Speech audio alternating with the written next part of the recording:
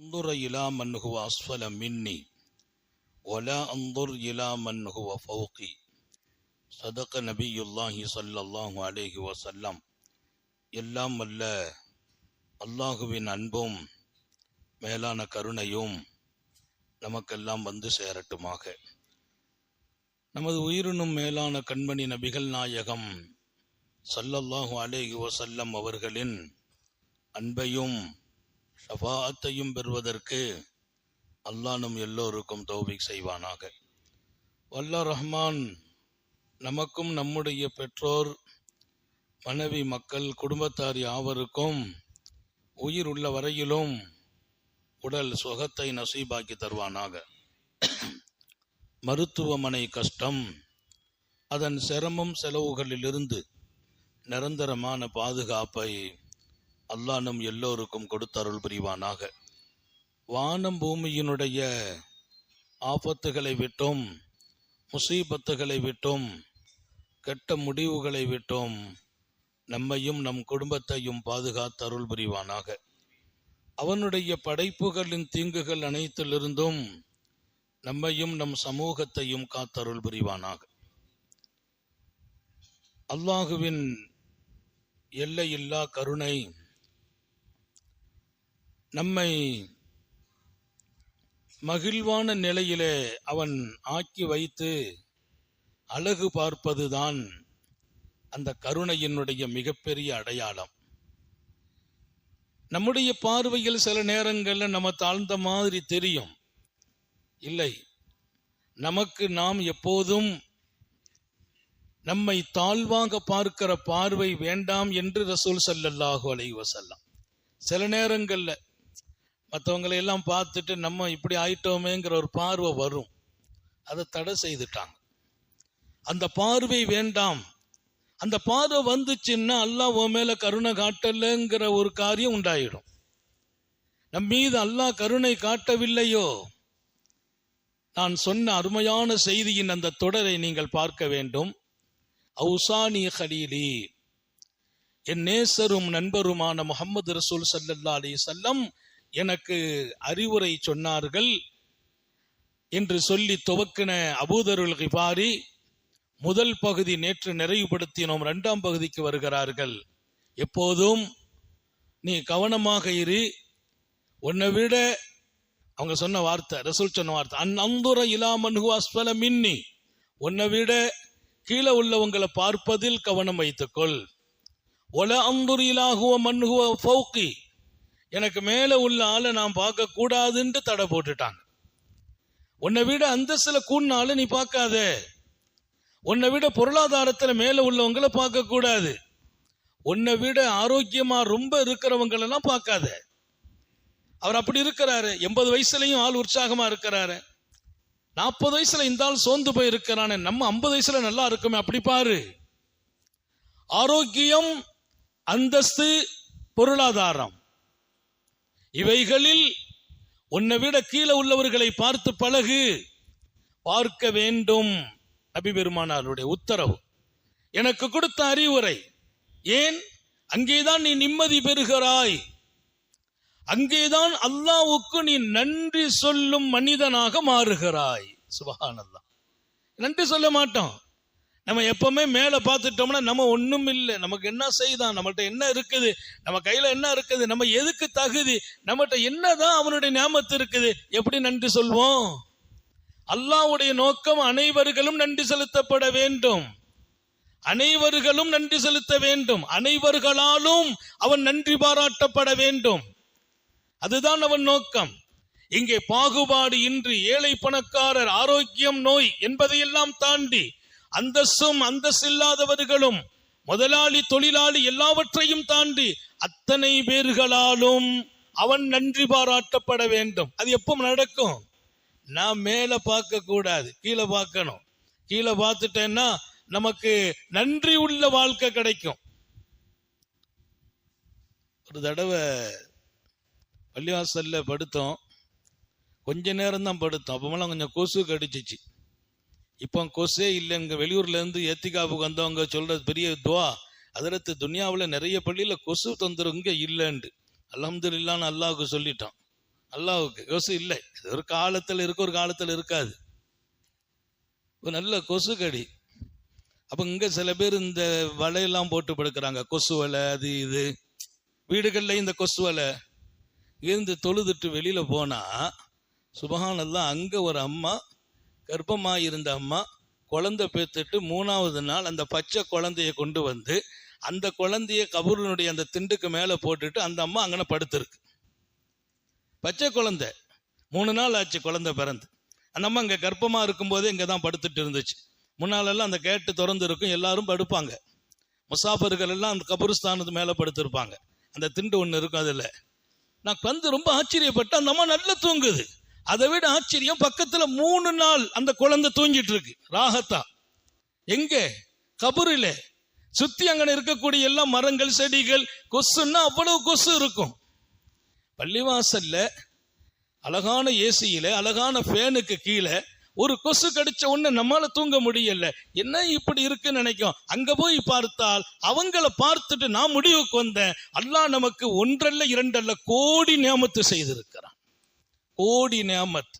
அங்க பாருங்க, இன்னும் பாருங்கள், எத்தனை பேர் ரோட்ல படுத்து இருக்கிறாங்க.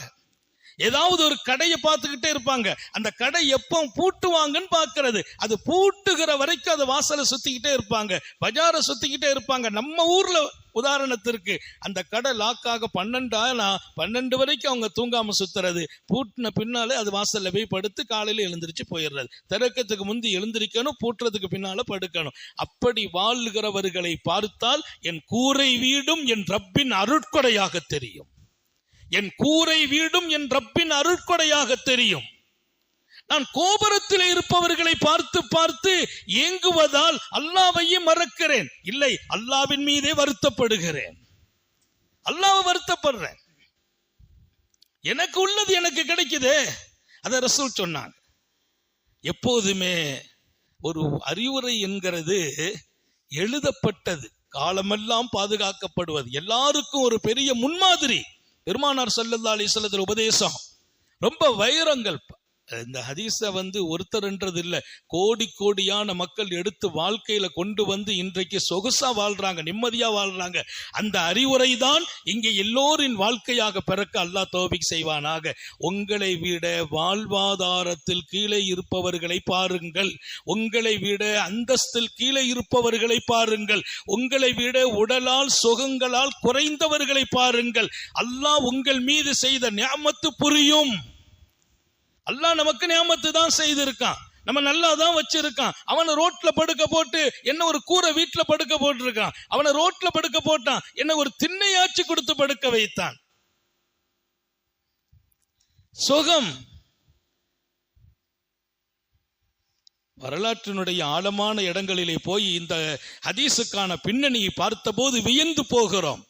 இமாமு சாதி காபத்துல்லாவுக்கு வருகிறார். ஒரு பெரிய மேதை, அல்லாஹ்வை உலகத்துக்கு நினைவூட்டிய மனிதர்.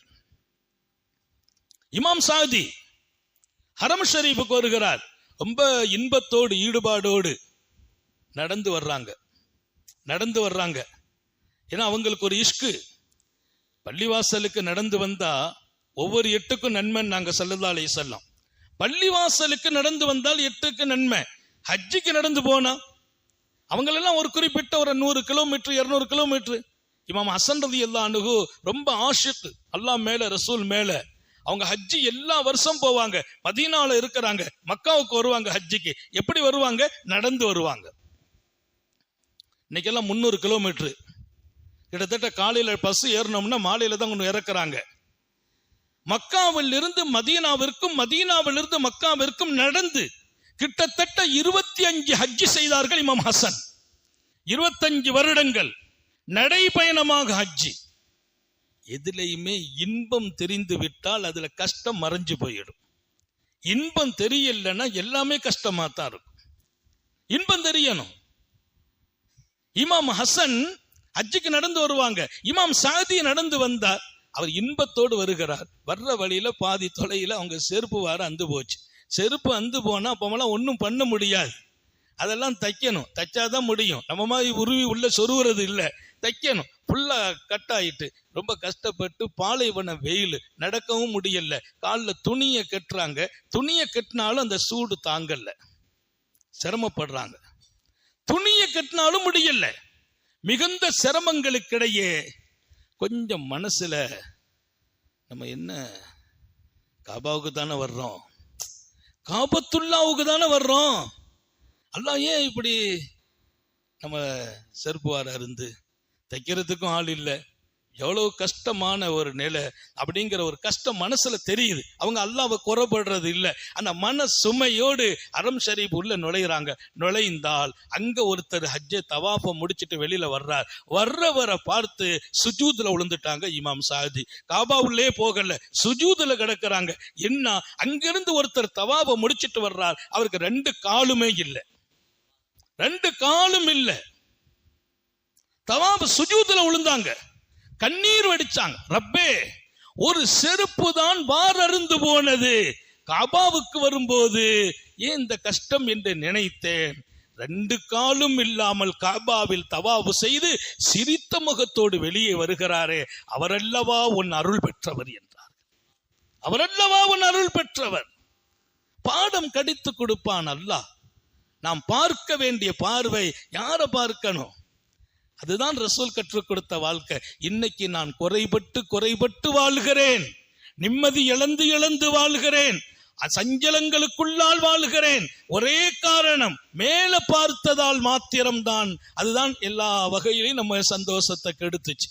மேல இருக்கிறவங்களை பார்க்கிறோம், டாப்ல இருக்கிறவங்களை பார்க்கிறோம், அரண்மனை வாழ்க்கையில் இருக்கிறவங்களை பார்க்கிறோம், வசதி வாய்ப்போடு இருக்கிறவங்களை பார்க்கிறோம், ஏசியில உட்கார்ந்து இருக்கிறவங்களை பார்க்கிறோம். நம்ம வீட்டுல ஃபேன் கூட இல்லை, நம்ம கஷ்டமா தெரியுது. சின்ன தொழில் அல்லாஹ் கொடுத்தான், டெய்லி ஒரு 1000 ரூபாய் வருமானம் வருது, அது நிம்மதியான வாழ்க்கை. ஆனா நாம பார்க்கிறோம் டெய்லி 50,000 ரூபாய் சம்பாதிக்கிறார். நம்ம என்ன இது வாழ்க்கை, இது என்ன பொழப்போ?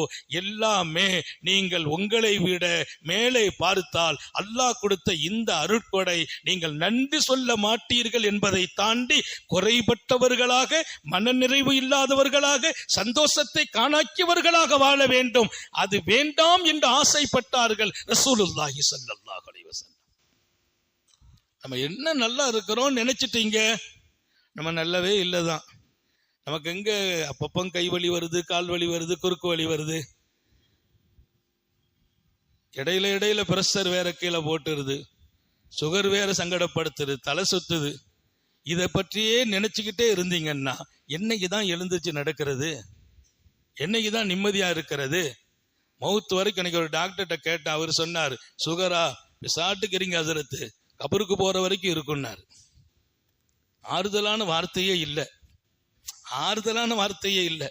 ஏதாவது பெர்மனண்டா இதுல இருந்து ரிலீஃப் ஆகலாமான்னு கேட்டேன். அவர் நம்ம நண்பர், அவர் சொன்னார், ஹசரத் கவலையப்படாதீங்க, அதை பற்றி கண்டுக்கிடாதீங்க, உங்களை குழியில கொண்டு வைக்கிற வரைக்கும் சுகரும் சேர்ந்து அங்க வரும். கபருக்கு வரும்போது முங்க நக்கீர் வந்து கையை பிடிச்சு பார்த்தா பிரஷர் இருக்கும், சுகர் இருக்கும், அது அங்க வரைக்கும் வரும். அப்படின்னா என்ன? அவர் சொன்னதுல பயம் இல்லை, தைரியம் கொடுக்கிறார். ஒன்னும் கவலைப்படாதீங்க, சில நோய் உடம்புல வந்தால் அது வாட்டில் இருந்துகிட்டே இருக்கும், நம்ம ஹயாத்து வரைக்கும் அது இருக்கும். அப்படியானால் என் ரப்பு கொடுத்த ஹயாத்தின் காலத்தை அழிக்கிற சக்தி நோய்க்கு இல்லை. அவன் கொடுத்த ஹயாத்து அது வரைக்கும் இருக்கும். எங்க தாயாருக்கு சுகர் இருந்துச்சு, ரொம்ப பின்னாலதான் கண்டுபிடிச்சோம். அப்பமெல்லாம் சுகருக்கு இந்த அளவுக்கு ஒரு பெரிய இது இல்லை. அப்போ உமாட்ட சுகர் இருக்கும், நம்ம ரொம்ப கருப்பு டீ விரும்பி கொடுப்பாங்க, டீ கொஞ்சம் கொடுக்க குறைச்சோம். அப்போ அவங்க கேட்டாங்க, எப்போ டீ கொடுங்கப்பா, நான் தான் நாசாலாம் கம்மியாக சாப்பிட்றேன், டீ வேண்டாமா? சுகர் என்ன சுகர்? படைச்சவனுக்கு தெரியாத சுகரா? கொடு அப்படின்றோம். ஒன்றுமே பேச முடியாது, கொடுப்போம். அல்லாஹ்வுடைய கிருபையில நீண்ட காலம் 70 வயசு வரைக்கும் அவங்க வாழ்ந்தாங்க. சுகர் இருந்துச்சு, ஆனா எந்த ஒரு பாதிப்பும் இல்லை. கடைசி வரைக்கும் ஆரோக்கியமா வாழ்ந்து ஆரோக்கியமா கொஞ்ச நாள் சுகம் இல்லாம இருந்தாங்க, அல்லாஹ் அழைத்து கொண்டான். ஆனா கடைசி வரைக்கும் அவங்க சாப்பிடுறது அளவுதான். ஆனா அதெல்லாம் ஒரு பெரிய பயம் வந்ததில்லை.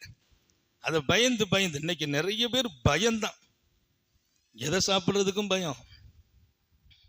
ஆரோக்கியம் விஷயத்திலும் உங்களை விட கீழே பாருங்க. படுக்கையில போட்டு அல்லாஹ் எத்தனை பேர் ஹயாத்தாக்கி வச்சிருக்கான், படுத்துக்கிட்டே வாழ்ந்துகிட்டு இருக்கிறாங்க. நான் ஒரு ஷேக்கை போய் பார்க்க போனேன், ரொம்ப பெரிய ஷேக், ரொம்ப நாள் வாழ்ந்தாங்க, ரொம்ப நாள் படுக்கையில் இருந்தாங்க, ரொம்ப நாள் படுக்கை, ரொம்ப நாள் வாழ்றாங்க. அவங்க வெளியில இவ்வளவு நாள் அவங்க படுத்துட்டாங்களே, இவ்வளவு நாள் படுத்துட்டாங்களே, எவ்வளவு பெரிய ஷேக். பல்லாயிரம் மக்களின் நேர்வழிக்கு காரணமானவர்கள்.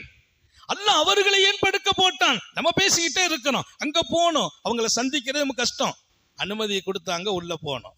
சொன்னாங்க நேரம் எடுக்காதீங்க, ஏதாவது இன்ஃபெக்ஷன் ஆகிடக்கூடாதுன்னு ஆலோசனை. உள்ள போய் சந்திக்க போய் முசாபா செய்யறதுக்கு லேசா கையை கொடுத்தோம். லேசா கையை நீட்டினோம். அவங்கள பார்த்தா சுபஹானல்லாஹ், சும்மா அப்படி முன்னால் அப்படி ஜொலிக்கிற சந்திரன் மாதிரி ஜொலிச்சிட்டு இருக்கிறான் முகம், சந்திரனை போல.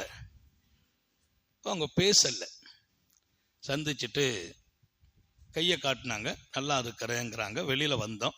மக்கமார்கள் தான் ஹிதுமத்தில் இருந்தாங்க. பிள்ளைகள்கிட்ட கேட்டு அவங்க எவ்வளவு நாள் எப்படி இருக்கிறாங்க, நல்லா இருக்கிறாங்க, ஆரோக்கியமா இருக்கிறாங்க, நிம்மதியா இருக்கிறாங்க, சுய தேவைக்கு எழுந்திரிச்சிருவாங்க, சாப்பிடும்போது எழுந்திருப்பாங்க, சாப்பிடுவாங்க, அவராதுகள் இதுவரைக்கும் விடப்படலை, தொழுக விடப்படலை, பக்துல கரெக்டா தொழுதுருவாங்க, இன்னும் தஹஜ்ஜத்தை விடல, இன்னும் தஹஜ்ஜத்தை விடல. எல்லாமே அவங்களுடைய ஹாலத் எப்படி முடியுமோ அப்படி.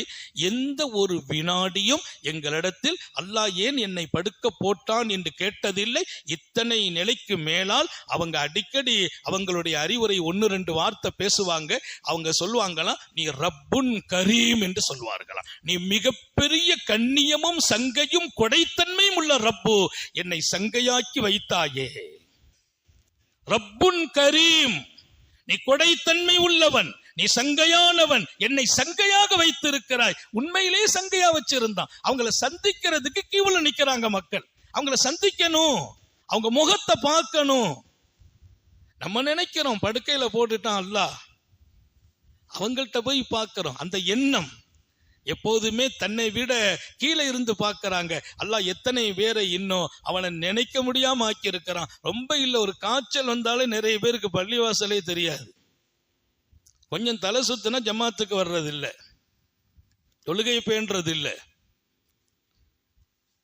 படுத்த படுக்கையாய் கடைசி வரை இபாதத், குர்ஆன் திலாவத்து நடக்கிறது, திக்ருகள் நடக்கிறது. யாராவது பெரியவங்க வந்து பையத்து கேட்டா கொஞ்ச நாள் கொடுத்தாங்க, இப்பதான் ஸ்டாப் பண்ணிருக்காங்க, பையத்தும் கொடுத்தாங்க. அல்லாஹ் நமக்கு அப்படி ஒரு நீண்ட ஆயுளை, ஆரோக்கியமான ஆயுளை, பிரகாசிக்கிற ஆயுளை நசீபாக்குவானாக. அந்த ஆயுள் என்பது அல்லாஹ்வை மேலாக பார்க்கிற பார்வை. எப்ப நம்ம விட மேலானவங்களை பார்க்கிறத குறைச்சிக்கிறோம். இதுல கொஞ்சம் கவனம். ரொம்ப இந்த செய்திகளை அழுத்தம் செய்கிற நோக்கமே அது மகத்தானது. இதுல இன்னொரு பாடத்தை எழுதுறாங்க. அந்த மாதிரி வாழ்க்கை கிடைச்சிக்கிட்டுனா போதுங்கிற மனசும் சேர்ந்து வந்துருமா, போதுங்கிற மனசும் சேர்ந்து வந்துரும். அதுக்கு மேல இன்னொரு மனசு வருமா, தன்னை விட மற்றவங்களுக்கு கொடுக்கணுங்கிற மனசு வந்துருமா. யாரு கொஞ்சம் தான் இருக்குது, அவர் பார்க்கிற பார்வை எல்லாம் கீழே பார்க்கிறார், மேல பார்க்கறது இல்ல. தன்னை விட அந்தஸ்தானவங்களை பார்த்துக்கிட்டே இருக்க கூடாது. அவர் பெரிய பதவி கிடைச்சு போச்சே, அவர் பெரிய அந்தஸ்தில் இருக்கிறாரு, அதையும் பாக்குறீங்க. இவர் எவ்வளவு கஷ்டப்பட்டுக்கிட்டு இருக்கிறார் பாவம். டெய்லி தெருவுல போய் பஜார்ல போய் வீதி வீதியா சத்தம் போட்டு கத்து கத்தி வியாபாரம் பண்றார்.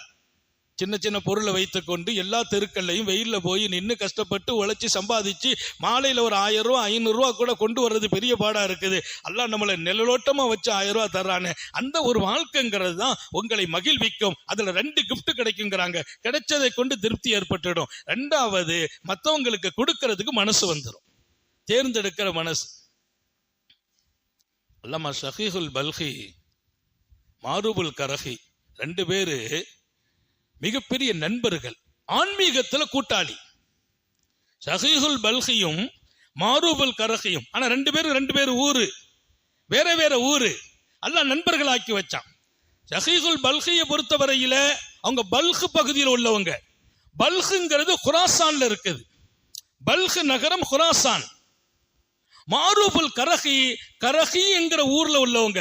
கரஹி பக்தாதுல இருக்குது, கரஹி பக்தாதுல.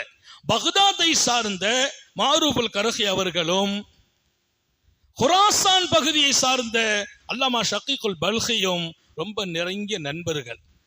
நண்பர்கள்னா ஆன்மீகத்துல இறைவனை அடைவதை, இறைவனை கொண்டு மக்கள் உள்ளத்துல கொண்டு தரிபடுத்துறதுல ரொம்ப விசேஷமான கல்வி பெற்றிருந்தாங்க, ஞானம். அல்லாஹ் நம்ம எல்லாருக்கும் தௌபீக் செய்வானாக. 2 பேரும் யாரை பத்தியும் பேச மாட்டாங்களாம். பேசுனா அல்லாஹ் பத்தி பேசுவாங்க. பேசுனா முடிக்க மாட்டாங்களாம், பேசிட்டே இருப்பாங்களாம் ரப்ப பத்தி, ரப்பனுடைய அலமத்தை பத்தி பேசுவாங்க, அல்லாஹ் நம்மளை எப்படி வச்சிருக்காங்கிறத பேசுவாங்களாம். ஒவ்வொருவங்களும் திருப்திப்படுவாங்களாம், நம்ம நல்லா வச்சிருக்கோம், உயர்வா வச்சிருக்கிறோம் அப்படின்ட்டே திருப்திப்படுறது. தன்னை விட மிக மிக மேலானவங்கள் எல்லாம் தர்பாருக்கு வருவாங்க, அத்தனை பேரை விட நம்ம மேலா இருக்கிறோம் நினைப்பாங்களாம். அல்லாஹ் அந்த நசீபை நமக்கு தரணும். அதுல அவங்க 2 பேரும் ஒரு உரையாடல் ரொம்ப முக்கியம். வரலாற்றிலே பொன்னெழுத்துக்களால் பதிக்கப்பட்ட உரையாடல். 2 பேரும் உரையாடுறாங்க. அந்த உரையாடல்ல அவர் கேட்கிறாங்க, சையதுனா ஷஹீஹுல் பல்கி கேட்கிறாங்க மாரூபல் கரஹிட்ட, எப்ப அங்க வா, உங்க ஊருடைய பழக்கம் உங்க மக்களுடைய பழக்கம் எல்லாம் எப்படி இருக்கு, அல்லாஹ் உங்கள்கிட்ட எப்படி நடக்கிறான், நீங்க அவனோட எப்படி நடக்கிறீங்கன்னு கேட்டாங்களாம். அல்லாஹ் அவங்க பேச்சு போற அந்த பேச்சு தானே, அல்லாஹ் உங்க கூட எப்படி நடக்கிறான், அல்லாஹ்வோட நீங்க எப்படி நடக்கிறீங்க, அவன் எப்படி எல்லாம் உங்களை வச்சிருக்கான், நீங்க எப்படி எல்லாம் அவனை வச்சிருக்கீங்க. அவங்க சொன்னாங்களாம், ரொம்ப கரெக்டா நடக்கிறாங்க எங்க ஊர் மக்கள், அல்லாஹ்வுடைய கிருபை, எங்க மக்களுக்கு நம்ம கொடுக்கிற அட்வைஸுகள், அவங்க வாழ்ற வாழ்க்கை ரொம்ப அழகான வாழ்க்கை. அது என்ன அழகான வாழ்க்கை, இதா ஓத்தியா ஷக்கருனா, அல்லாஹ் எங்களுக்கு கொடுத்தால் நாங்கள் கொஞ்சமும் நன்றி இல்லாமல் வாழ்ந்ததில்லை. அவங்க ஊருக்கே சேர்த்து சொல்றாங்க, அல்லாஹ் கொடுத்தால் நன்றியோடு நடப்போம், அவன் எப்ப கொடுத்தாலும் எவ்வளவு கொடுத்தாலும் குறைவோ நிறைவோ நன்றி. அவன் கொடுக்கிறது கொஞ்சம் இருக்கலாம், ரொம்ப இருக்கலாம், அதெல்லாம் முக்கியம், நன்றி செலுத்துறது. இப்போ எப்ப இது நடக்கும், கொஞ்சம் கிடைக்கும் போது நன்றி செலுத்தணும்னா, கொஞ்சம் கிடைக்கிறது பாக்கியமா கருதுனாதான் நன்றி செலுத்துவோம். கொஞ்சம் தான் கிடைக்குது, அது பாக்கியமா கருதணும். வெளியில போனேன், காலையில போனேன், ராத்திரிக்கு தான் வந்தேன், 100 ரூபாய் கிடைச்சிச்சு, அல்ஹம்துலில்லாஹ்னு சொல்வேன். ஏன், அத பாக்கியமா நான் கருதணும். அதுக்கெல்லாம் ஒரு பார்வை, அந்த பார்வை தான் சொல்றாங்க. நீ மேல போய் உன் கூட இன்னொருத்தர் வந்தார், அவர் மாடையில வரும்போது அவர் 1000 ரூபாய் கொண்டு வர்றார், நீ 100 ரூபாய் கொண்டு வந்த, அவரையே பார்த்தா ஏங்கிட்டு தான் இருக்கணுமே தவிர நீ நிம்மதியா இருக்க முடியாது. இன்னைக்கெல்லாம் நம்ம நிம்மதியை நம்ம தான் காணாக்கணும், நம்ம சந்தோஷத்தை நம்ம தான் வீணாக்கணும். அல்லாஹ் மீது குறைபட்டு கொண்டே இருந்தோம். நான் சொல்லுகிற வாழ்க்கை ரொம்ப முக்கியம், நான் கஷ்டமோ நஷ்டமோ கரெக்டா நடக்கணும், அதான் அல்லாஹ்வுக்கு திருப்தி. நன்றியான வாழ்க்கைனா என்ன, கரெக்டா நடக்கிறது. எனக்கு கஷ்டம் இருக்குது, என் கஷ்டம் என்னோடு, என் கஷ்டத்தை இன்னொரு இடத்துல போய் சொல்றதா, அதை வேண்டாம் என்கிறார்கள் நபிகள் நாயகம். அதனால மனைவிக்கு கொடுக்கறத குறைச்சிக்கலாமா, பிள்ளைக்கு கொடுக்கறத குறைக்கணுமா, அன்னைக்கு உள்ளதை வச்சு அவங்களுக்கு என்ன கொடுக்கணுமோ அதை கொடு. கஷ்டத்தை நீ தாங்கணும், சரியா நடக்கணும். நிறைய பேர் கஷ்டம் கடன் வாங்கிடுறது, கடன் வாங்கிட்டு நம்ம கஷ்டம் தானே படுறோம், நம்ம கொடுக்காட்டா அல்லாஹ் மன்னிச்சிருவான். எப்படி மன்னிப்பான், கடன் கடன் கடன் கடன் தான், அது கொடுத்தே தீர வேண்டும். நிறைய பேர் எங்கேயோ கடையில போய் ஜாமான வாங்கிட்டு வந்துடுறது, அந்த ஜாமான வாங்கிட்டு பின்பு பணம் கொடுக்கறது இல்ல. நம்ம கஷ்டம் தானே படுறோம், நம்ம கஷ்டப்படுகிறோம், அவன் பொறுப்பல்ல, அவன் கொடுத்த பொருளுக்கு அவனுக்கு பணத்தை கொடுக்கணும். அவன் ஒரு வீட்டுல போய் உட்கார்றோம், அந்த வீடு வாடகைக்கு இருக்கிறோம், அந்த வாடகைய நம்ம தான் கஷ்டப்படுறோம், வாடகை கொடுக்கலையா, அது அநீதிங்கிறாங்க நபிகள் நாயகம். ஏன், அந்த வாடகை அவனுக்குரியது, அவன் உரிமையாளன், அவன் வீடு கட்டியவன், அவன் கஷ்டப்பட்டான், அவன் உழைத்தான், அதற்காக அவன் எவ்வளவு பாடுபட்டான், அவன் உழைப்பை நீ எடுப்பதா, அதில் நிம்மதி போகும், அல்லாஹ் கொடுக்கிற பரக்கத்தை இழக்க வேண்டியது வரும். இன்னைக்கெல்லாம் இது ரொம்ப அதிகமா நடக்குது. கடனை வாங்கிட்டு கொடுக்க மறுக்கிறவங்க, கொடுக்காம இருக்கிறவங்க, வீம்பு பேசுறவங்க, இதெல்லாம் கூடி போகிறது. என்னுடைய கஷ்டத்தில் என் ரப்பு இன்னும் என்னோடு அழகா நடக்க வேண்டும் என்றால் அடியாறுகளில் எந்த ஒன்றிலும் நான் அநீதி இழைக்க கூடாது. அல்லாஹ் எல்லாருக்கும் தௌஃபீக் செய்வானாக. என் கஷ்டத்தை எல்லாரும் சுமங்கன்னா சொல்லக்கூடாது, என் கஷ்டத்தை நான் சுமக்க வேண்டும், அல்லாஹ்வே நிவர்த்தி தருவான். அதனால யாருக்கும் என்னால் எந்த ரூபத்திலும் அநீதி நடக்கக்கூடாது. இதுல ரொம்ப கவனம். அல்லாஹ் உங்களுக்கும் எனக்கும் தௌஃபீக் செய்வானாக. அதுதான் அல்லாஹ் கொடுத்ததுல எப்படி நடக்கிறீங்கன்னு கேட்டாங்க, கரெக்டா நடக்கிறோம். அவன் கொடுக்கும் போது குறைவா கொடுத்தாலும் நிறைவா கொடுத்தாலும் நன்றி செலுத்துகிறோம். யாரு, அல்லாமா ஷகீகுல் பல்கி. ஏன்னா அடுத்தவங்களுடைய ஹக்கை எடுத்து நான் சாப்பிட்டாலோ என் பிள்ளைகளுக்கு கொடுத்தாலோ அவங்க லைஃப் நல்லா இருக்காதுங்கிறாங்க. நம்ம புள்ள பாவம் அப்பாவி, அந்த புள்ள லைஃபை வீணாக்கிறதா? அவங்களுள்ள ஹக்குல இன்னொருடைய ஹக்கை நான் அனுபவிக்கிறதிலே என் பிள்ளைகளுக்கு கஷ்டம். நான் பாவம் ஏதோ தைரியம், என் புள்ள என்ன செய்துச்சு, அந்த புள்ளையே நான் பாவியாக்கணும். என் மனைவி என்ன செய்தாங்க, அவங்களை ஏன் பாவியாக்க வேண்டும்? எனவே பிறரின் ஹக்கு அது 1 ரூபாயா இருந்தாலும் நாம் அனுபவிப்பது ஹராம் என்று தெரிந்து அனுபவித்தோம் என்றால் அது எத்தனை பெரிய குற்றம். அதற்கு நம்முடைய கஷ்டத்தை காரணமாக சொல்லக்கூடாது. நம்முடைய கஷ்டம் என்பது அது அல்லாஹ்ட்ட தான் பேசணும். இங்க அவங்க சொன்னாங்க, நாங்க எங்களை கஷ்டத்துல அல்லாஹ் வச்சாலும் அவன் கொடுத்தது ஏதாவது கொடுத்தாலும் நாங்க அதுக்கு நன்றி உடையவங்களா இருக்கிறோம். நாங்க அதனால யாருக்கும் துரோகம் செய்ய மாட்டோம், யாருடைய உரிமையும் பறிக்க மாட்டோம், யாருடைய ஹக்கையும் எடுக்க மாட்டோம். யாருடைய ஹக்கை எடுக்கிறது இல்லை, அவங்க ஹக்கு அதை நாங்க எடுக்கிறது அது அனுமதி இல்லை. சரி, அப்புறம் அவங்க கேட்டாங்க, அப்புறம் அவன் ஸ்டாப் பண்ணிட்டான். அவன் கொடுத்தான், நன்றி. ஒய்னா முன்னினா அல்லாஹ் ஸ்டாப் பண்றான். இன்னைக்கு கொடுக்கல, நேத்தும் கொடுக்கல, முந்த நாள் கொடுக்கல. சபர்னா, அதை பொறுமையாக ஏற்றுக்கொள்வோம். அவங்க கேட்டாங்க, நேத்து கொடுக்கல, முந்தா நாள் கொடுக்கல, அதுக்கு முந்தா நாள் கொடுக்கல, கொடுக்காட்டா பொறுமையா இருப்போம், கொடுத்தா நன்றி செலுத்துவோம். இது எங்க வாழ்க்கை, எங்களுடைய. அவங்க மாரூபல் கர்ஹி சொல்றாங்க, கர்ஹனுடைய மக்கள் எல்லாம் இப்படி வாழ படித்தார்கள். ஒரு அழகான வாழ்க்கை இது, தப்புலாம் இல்லை, அழகான வாழ்க்கை. அல்லாஹ் கொடுக்கும் போதெல்லாம் நன்றி, அல்லாஹ் தடுக்கும் போதெல்லாம் பொறுமை. நல்ல வாழ்க்கை தானே, அல்லாஹ் எல்லாருக்கும் நசீப் பார்க்கட்டும். அவங்க சொன்னாங்களாம், ஷகீகுல் பல்கி சிரிச்சாங்களாம், பத்த பஸ்ஸம் லேசா அப்படி சிரிச்சாங்க. இவங்களுக்கு ஒரு மாதிரியா போயிட்டு, இவ்வளவு விசேஷமான வாழ்க்கையை சொல்றேன் சிரிக்கிறாங்களே, விசேஷமான வாழ்க்கை.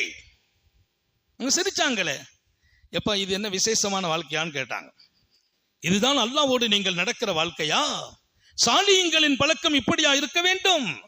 எங்க நாட்டுல, எங்க பல்கு நாட்டுல, நாங்க சில நாய்கள்லாம் எங்க ஊர்ல வளர்க்குறாங்க.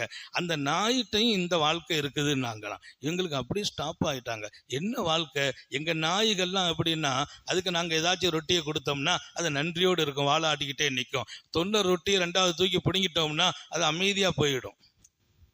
கொடுத்தால் நன்றி செலுத்துது, எடுத்தால் அமைதியா போகுது, பொறுமையா இருக்குது. கொடுத்தால் நன்றி, எடுத்தால் பொறுமை. இது எங்க ஊரு நாய்கள்கிட்டையும் இருக்குது. இது விசேஷ குணம் இல்லை, உங்கள்கிட்ட இருக்குது, அது குணம் தான், விசேஷமா அது. அல்லாஹ் படைத்த நாயை நிறைய உதாரணம் காட்டுறாங்க வலிமார்கள், சூஃபிகள். ஏன்னா நாய் நம்ம பார்வையில ஒரு அசிங்கமான பிராணியா பார்த்துடுறோம். ஆனா நாயிட்ட சில நல்ல குணம் இருக்குது, அந்த குணங்களை விவரிக்கிறாங்க. நீங்க தொட்டி தூக்கி போடுங்களேன், ஓடி வரும். பின்பு வரும்போது கல்ல தூக்கி காட்டுங்க, பின்னால போயிடும். 2வது தூக்கி போடுங்க, 2வதும் வரும். எத்தனை தடவை போட்டாலும் வரும். கடைசியில கொடுக்காம விடுங்க, அது அமைதியா திரும்பி போயிடும். அப்ப கொடுத்தால் நன்றி, கொடுக்காவிட்டால் பொறுமை. எங்க ஊரு பழக்கம் நாயிட்ட இருக்குது. இவங்க ஒன்னும் சொல்லல, அவங்க பெரியவங்க. உடனே கேட்டாங்க, அப்போ உங்க பல்குல நீங்க எப்படி அல்லாட்ட பழகுறீங்க? அல்லாஹ் உங்களை எப்படி பழகுறான்? நீங்க எப்படி பழகுறீங்க? அல்லாஹ் உங்கள்கிட்ட எப்படி பழகுறான்? அல்லாஹ்வோடு நீங்க எப்படிதான் நடக்கிறீங்க? அவங்க அழகான ஒண்ணு சொன்னாங்க, அது நம்ம வாழ்க்கைக்கு ஒரு பெரிய பாடம். அவங்க சொன்னாங்களாம், ஒய்தா முனினா ஷக்கர்னா, அவன் எங்களுக்கு கொடுக்கறத ஸ்டாப் பண்ணிட்டா அப்ப நாங்க அவனுக்கு நன்றி சொல்வோம். சுபஹானல்லாஹ். கொடுத்தா நன்றி சொன்னோம், ஸ்டாப் பண்ணா பொறுமைன்னா, கொடுக்கல நன்றி சொல்வோம். அவன் கொடுக்கல, இன்னைக்கு போனோம் வியாபாரத்துக்கு கிடைக்கல, நேத்து போனோம் கிடைக்கல, சுகம் இல்ல, துஆ செய்தோம் கிடைக்கல, சுகம் கிடைக்கல, கேட்டது கிடைக்கவில்லை, வாழ்க்கையில எல்லாமே தடைப்பட்டுக்கிட்டே இருக்குது. அப்ப அல்லாஹ்வுக்கு நன்றி சொல்லுவோம். அல்லாஹ் நீ தடுத்தாலும் அர்த்தத்தோடு தடுப்பாய், நான் கேட்கிறேன் விளங்காம கேட்கிறேன், நீ தடுக்கிற விளங்கி தடுக்கிறாய். சுபஹானல்லாஹ். நான் கேட்கிறேன் விளங்கல்ல, புரியல, புரியாம கேட்கிறேன், எனக்கு இது வேணும்னு கேட்கிறேன், எனக்கு புரியல, அது வந்தா என்ன செய்யும்? எனக்கு பணம் வேணும் கேட்கிறேன், எனக்கு புரியாது, பணம் வந்தால் என்னவெல்லாம் பண்ணும், என் நிலை எப்படி மாற்றும் எனக்கு புரியாது, நீ தடுத்து விட்டாய், நீ புரிந்து தடுக்கிறாய், இதுவெல்லாம் இப்படியெல்லாம் உனக்கு கஷ்டமாயிடும், நீ புரிந்து தடுக்கிறாய். எனவே நீ தடுத்ததற்காக உனக்கு நான் கோடி நன்றி செலுத்துகிறேன். அது ஒரு வாழ்க்கை. அவன் அல்லாஹ்வை எங்க போய் குறை பார்ப்பாங்க? குறை பார்க்கறதுக்கு இடம் இல்லையே. தடுக்கும் போது நன்றி என்றால், அப்ப கொடுக்கும் போது,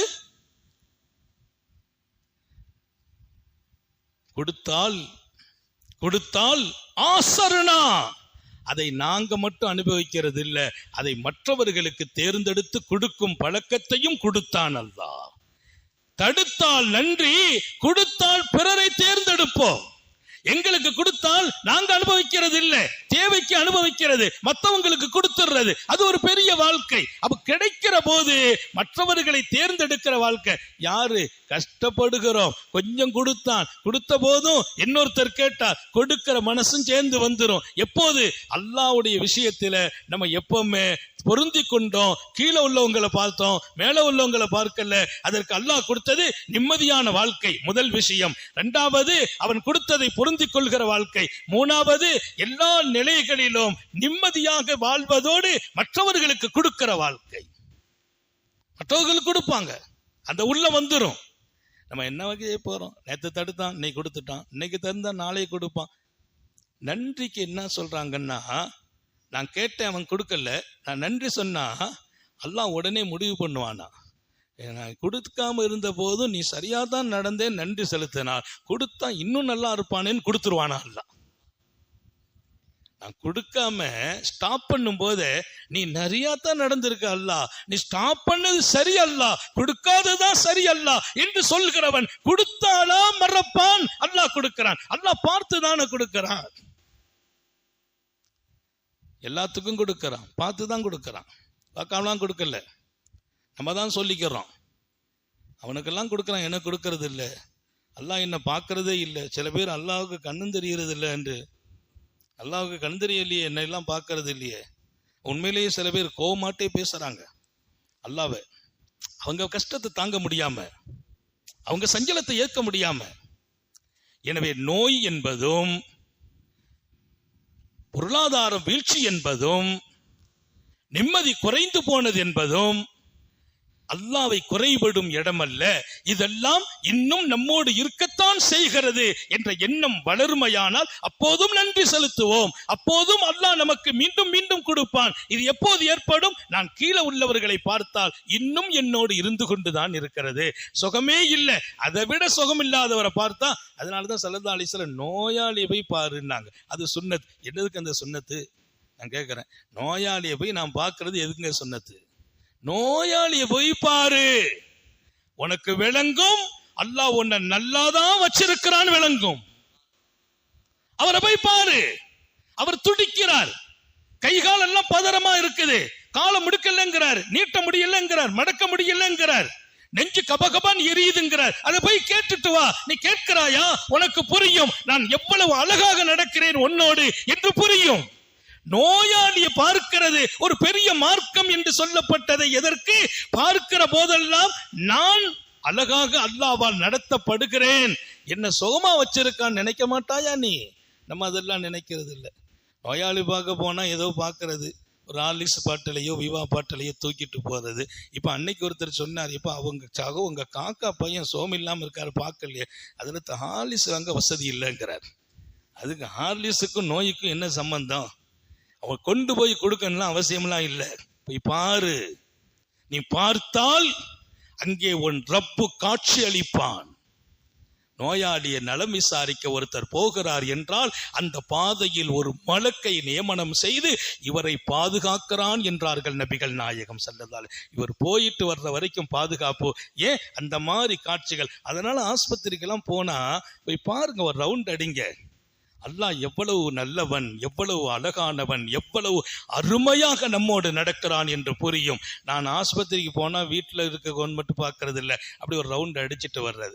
அங்கே போன உடனே அவங்க எனக்கு கொஞ்சம் ஓதி பாருங்கம்பாங்க, அவங்களுக்கு கொஞ்சம் ஓதி பார்க்கறது, இவங்களுக்கு கொஞ்சம் ஓதி பார்க்கறது.